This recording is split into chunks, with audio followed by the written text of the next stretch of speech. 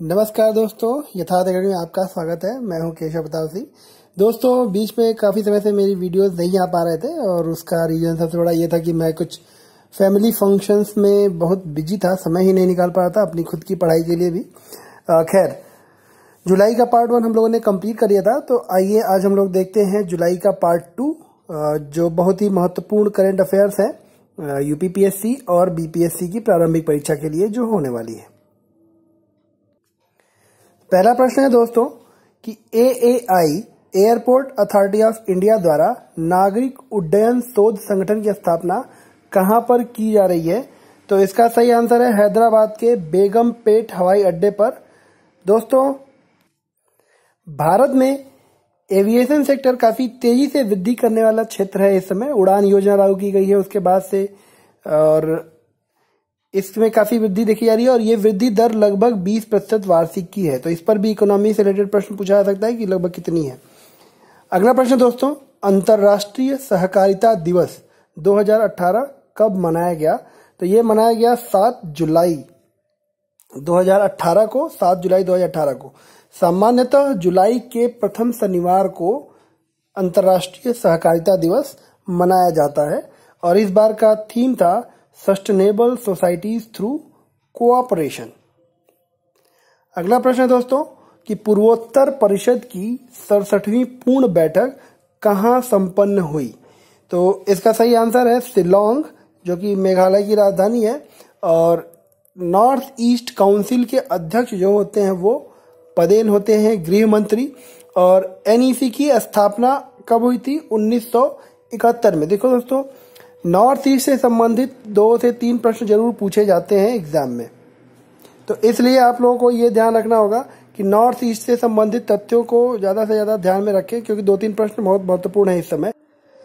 तो एक तो है कि यह एक सांविधिक संस्था है, संवैधानिक नहीं है। संवैधानिक का मतलब संविधान में वर्णित नहीं, लेकिन कानून द्वारा इसकी स्थापना की गई है और इसके गृह मंत्री पदेन अध्यक्ष होते हैं। और जून 2018 में इसके अध्यक्ष का पद पूर्वोत्तर विकास मंत्रालय से लेकर के गृह मंत्रालय को दे दिया गया है। पहले इसके अध्यक्ष जो होते हैं दोस्तों, जून 2018 में इसके अध्यक्ष का पद जो है पहले पूर्वोत्तर विकास मंत्रालय के जो मंत्री होते थे उनके पास होता था, लेकिन अब इसे गृह मंत्रालय को दे दिया गया है जून 2018 से। तो इस पर प्रश्न पूछे जाने की संभावना बहुत है। अगला है दोस्तों कि विश्व के सर्वाधिक ऊंचे ज्वालामुखी ओजास डेल सलाडो पर चढ़ने वाले दूसरे भारतीय कौन हैं? तो इसका सही आंसर है दोस्तों सत्यरूप सिद्धार्थ। सत्यरूप सिद्धार्थ, ये ध्यान रखिएगा। ये दूसरे भारतीय हैं जो ओजास डेल सलाडो पर चढ़ पहुंचे हैं। पहले हैं मल्ली मस्तान बाबू, इन्होंने 7 पीक्स जो 7 समिट्स हैं उनको कवर कर चुके हैं। ओजास डेल सलाडो कहाँ पे है? अर्जेंटीना चिली की सीमा पर अवस्थित है। तो ये ज्योग्राफी का भी एक क्वेश्चन बन सकता है। इंडीज पर्वत श्रृंखला पे है ये। और दूसरा, ये सबसे ऊंचा सक्रिय ज्वालामुखी है। ठीक है। इसके अलावा एक और पॉइंट है कि पश्चिमी तथा दक्षिणी गोलार्ध का दूसरा सर्वाधिक ऊंचा शिखर है। ओजास डेल सलाडो का अर्थ है आइज ऑफ द सैटी 1 और ये अटाकामा रेगिस्तान के करीब होता है। अगला है कि 8 से 12 जुलाई 2018 के बीच वर्ल्ड सिटी समिट कहां पर संपन्न हुआ? तो इसका सही जवाब है सिंगापुर में संपन्न हुआ। अगला प्रश्न है दोस्तों, 17वां विश्व संस्कृत कॉन्फ्रेंस कहां आयोजित हुआ? तो इसका सही आंसर है वैंकूवर कनाडा में, और 3 वर्ष में एक बार यह सम्मेलन होता है। अगला है दोस्तों कि एनजीटी का नया चेयरमैन किसे नियुक्त किया गया है? तो यह है जस्टिस आदर्श कुमार गोयल। एनजीटी की स्थापना कब हुई थी? 2010 में। यह भी प्रश्न पूछा जा सकता है। एनजीटी के साथ एक और महत्वपूर्ण चीज है कि यह नैसर्गिक न्याय के सिद्धांत पर काम करती है, न कि सिविल प्रोसीजर कोड के आधार पर। ठीक है, नेचुरल जस्टिस कहते हैं जिसको, नेचुरल जस्टिस के सिद्धांत पर यह वर्क करता है। इसका चेयरमैन जो होगा वो सुप्रीम कोर्ट का कोई जज या हाई कोर्ट का कोई मुख्य न्यायाधीश जो रिटायर्ड हो वो बनाया जा सकता है, वही बनाया जा सकता है। ठीक है। और इसमें मिनिमम 10 न्यायिक सदस्य और मैक्सिमम 20 न्यायिक सदस्य हो सकते हैं। इसी प्रकार से विशेषज्ञ जो है मिनिमम 10 और अधिकतम 20 हो सकते हैं। तो इस प्रकार से अगर अधिकतम देखा जाए तो इसमें 40 सदस्य हो सकते हैं और मिनिमम देखा जाए तो 20 सदस्य इसमें हो सकते हैं। ठीक है, तो इस पर इसके कॉन्स्टिट्यूशन से संबंधित क्वेश्चन पूछा जा सकता है। स्थापना 2010 में ये इंपॉर्टेंट है, और कौन इसका चेयरमैन बनाया जा सकता है ये इंपॉर्टेंट है। अगला है प्रधानमंत्री आवास योजना शहरी के अंतर्गत अगले 3 वर्षों में कितने घरों के निर्माण को मंजूरी दी गई है। तो ये इकोनॉमी से रिलेटेड क्वेश्चन है। 51 लाख घरों के निर्माण को मंजूरी दी गई है अगले 3 वर्षों में।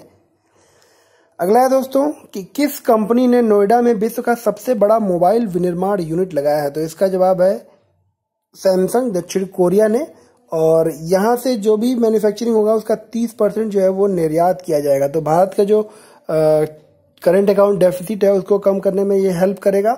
और दूसरा, वर्तमान में भारत जो है विश्व का दूसरा सबसे बड़ा मोबाइल निर्माता है। पहले पे चाइना है, दूसरे पे भारत और तीसरे पे वियतनाम है। वियतनाम को ही पछाड़ करके भारत विश्व का दूसरा सर्वाधिक मोबाइल निर्माण करने वाला देश बन गया है।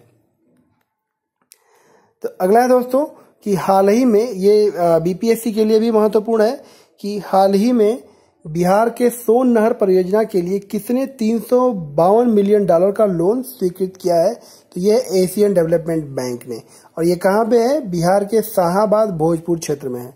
ठीक है, एडीबी की स्थापना 1966 में हुई थी और इसका हेडक्वार्टर मनीला में है। ये एडीबी से संबंधित तथ्य है। अगला प्रश्न ये भी बहुत महत्वपूर्ण है कि किस देश ने यहूदियों को अल्पसंख्यक का दर्जा, किस राज्य ने यहूदियों को हाल ही में अल्पसंख्यक का दर्जा प्रदान किया है। तो इसका सही आंसर है गुजरात। और गुजरात दोस्तों ऐसा पहला देश नहीं है, पहला राज्य नहीं है, तीसरा राज्य है। इसके पहले महाराष्ट्र और पश्चिम बंगाल यहूदियों को अल्पसंख्यक का दर्जा ऑलरेडी प्रदान कर चुके हैं। ठीक है, अगला है हाल ही में चीन ने पाकिस्तान को 2 रिमोट सेंसिंग सैटेलाइट कौन से लॉन्च किए हैं पाकिस्तान के लिए। तो चाइना ने लॉन्च किया है PRSS-1 और PAK-1A। PRSS-1 जो है ये चाइना ने ही बनाया है, और PAK-1A जो है ये पाकिस्तान के वैज्ञानिकों ने बनाया है, पाकिस्तान में स्वदेश निर्मित है। अगला है दोस्तों कि मानव संसाधन विकास मंत्रालय ने कुल कितने संस्थानों को इंस्टीट्यूट ऑफ एमिनेंस का दर्जा प्रदान किया है। दोस्तों इंस्टीट्यूट ऑफ एमिनेंस के दर्जे पर काफी बवाल भी हुआ था कि 3 सरकारी और 3 निजी विश्वविद्यालयों को जो है 3 संस्थानों को ये दर्जा प्रदान किया गया। इसके अंतर्गत उनको बहुत सारे फंडिंग मिलेगी और इसका उद्देश्य जो है उन्हें विश्व की टॉप रैंकिंग्स की लिस्ट में शामिल करने हेतु इनेबल करना है। तो इसमें 3 जो सरकारी हैं उसमें तो ISC बेंगलोर, IIT बॉम्बे और IIT दिल्ली, ये 3 हो गए। इसके अलावा प्राइवेट में बिट्स पिलानी के भी काफी नाम है, मणिपाल एकेडमी कर्नाटक और जियो इंस्टीट्यूट पुणे को शामिल किया गया। और जियो इंस्टीट्यूट के नाम पर ही ये विवाद हुआ था क्योंकि अभी यह स्थापित भी नहीं हुई है, स्थापित होने वाली है।